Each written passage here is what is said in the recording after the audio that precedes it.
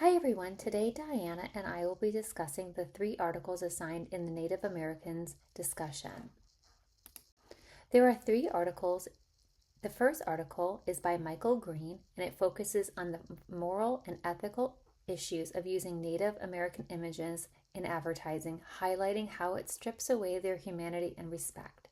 The second article is written by Dolph Hatfield and he concentrates on the stereotyping in sports and advertising, highlighting racial discrimination and impact on Native American self-esteem. And the third article is written by Deborah Merskin, and she examines the persistence of stereotyping in advertising brands using theoretical frameworks to analyze how these images perpetuate racism and create consumer blind spots. Article 1, Images of American Indians in Advertising, Some Moral Issues.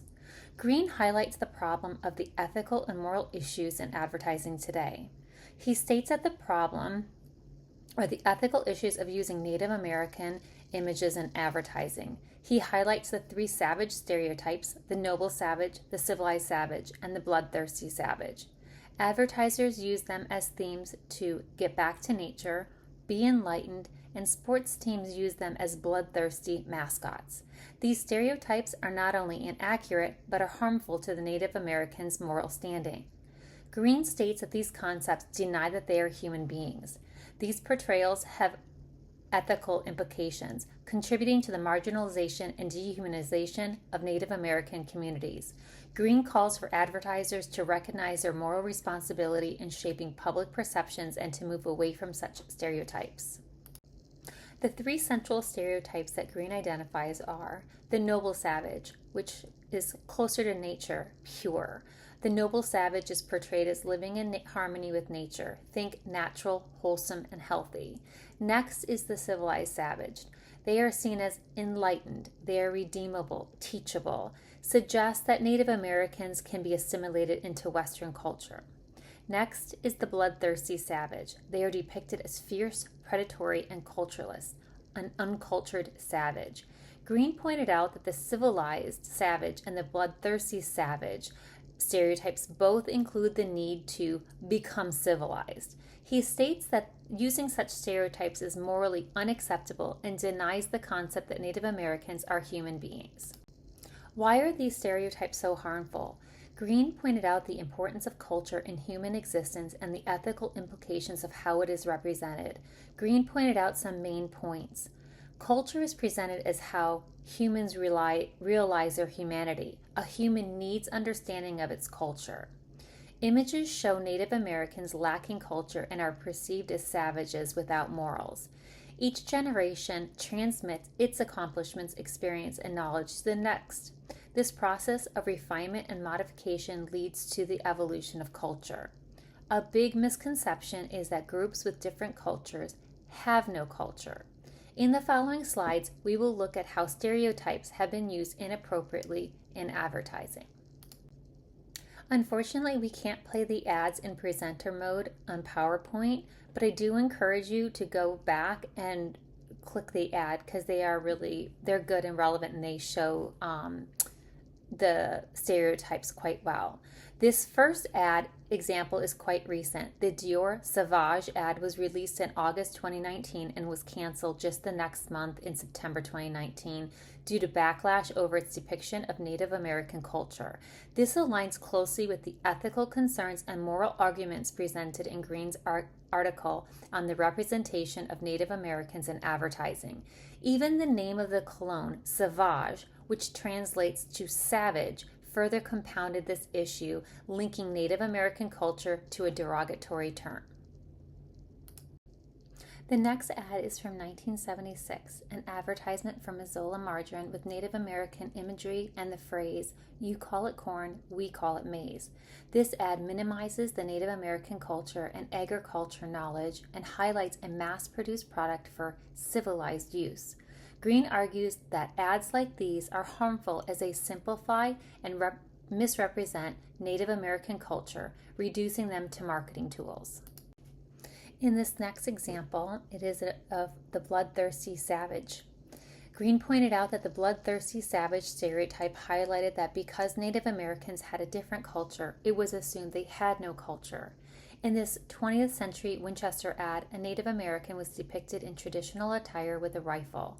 The traditional attire was made from animal hides, which was different and perceived to lack civilized behavior, an uncultured savage that lacked morals. This portrayal reduces Native Americans to a single negative stereotype. This last ad is from 1970 and was used for a nationwide Keep America Beautiful campaign. Green mentioned this ad in the article as one that became popular for Getting Back to Nature campaign, which is used as a noble savage stereotype. Ironically, the government used this image to promote America's pollution problem while reinforcing harmful stereotypes. The commercial use of savage images in advertising perpetuates harmful stereotypes. These images depict Native Americans as primitive and cultureless, which denies their humanity and moral standing. For instance, the Mazola margarine ad romanticized Native American culture, while the Winchester ad depicted them as violent, bloodthirsty savages. The Dior's Sauvage ad used Native American imagery in an exploitive manner. These oversimplified portrayals diminish complex cultures and raise ethical concerns. It's crucial for advertisers to commit to respectful, accurate representations and foster a more inclusive society. As we close out Article 1, we had some questions. How can media help people recognize and challenge stereotypes in advertising? What role should education play in this process? Can you identify any advertising campaigns that have successfully and respectfully represented Native American culture? Please let us know in the articles. Article 2 was the stereotyping of Native Americans. Hatfield examined the various ways in which Native Americans have been stereotyped in media and advertising. Hatfield explained the historical context of these stereotypes and the persistence in modern times, especially in sports and advertising. Hatfield argues these stereotypes are ingrained in American culture and have significant impact on the perception and treatment of Native Americans. Calls for a more accurate and respectful representation of Native Americans in all forms of media. Some of the very specific examples that Hatfield used in the article were sports teams such as Cleveland Indians, Atlanta Braves, Washington Redskins, and products such as Jeep Cherokee, the Apache helicopter, and Crazy Horse malt liquor. Stereotyping has severe effects on Native Americans, contributing to issues like alcoholism and high suicide rates. The stereotype of the drunken savage not only distorts reality, but also discourages individuals from seeking help. The chart from the CDC shows that many Native Americans seek mental health services but still face significant problems finding help. Here are some of the questions we proposed for the Article 2. Considering that some Native American tribal chiefs and other individuals do not view the use of Native American images and names in sports and advertising as discriminatory, how should we balance these perspectives with the views of those who find such representations offensive and harmful? What criteria should be used to this? Would FSU fall under this category? Does the Seminole tribe feel that the use of the Chief Osceola is an honor or a negative stereotype? Now in Article 3, some main points covered are American advertising brands perpetrate stereotypes of Native Americans. Some examples would be Jeep Cherokee and Crazy Horse malt liquor. These brands try to evoke, romanticize, and often inaccurate notions of the past. Study uses McCracken's meaning transfer model and Barth's semiotic analysis to show how these images reinforce stereotypes and contribute to consumer blind spot. Need for greater awareness and changes in how Native American images are used in advertising. McCracken's meaning transfer model is a theoretical framework that explains how the meanings associated with cultural products are projected onto consumers and how these meanings influence their decision-making. McCracken's meaning transfer model consists of three main points: the source of meaning, transfer to product, and transfer to consumer. Barth's semiotics analysis shows how signs create meaning in many different ways. This process illustrates how media and brands can shape our perceptions, and in this case, it can be applied to how Native American culture is skewed.